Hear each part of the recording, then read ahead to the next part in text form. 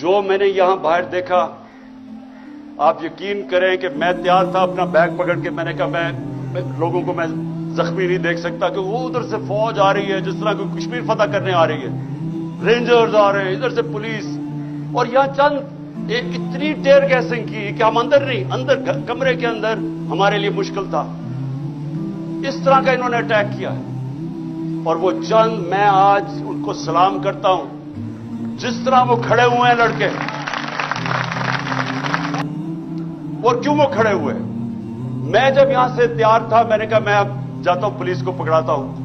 وہ سارے نے دیوار بن کے کھڑے ہو گئے کہ نہیں آپ نے نہیں جانا، یہ آپ کو تشدد کریں گے، مار دیں گے، زہر دے دیں گے جیل میں۔ وہ کھڑے ہو گئے سارے،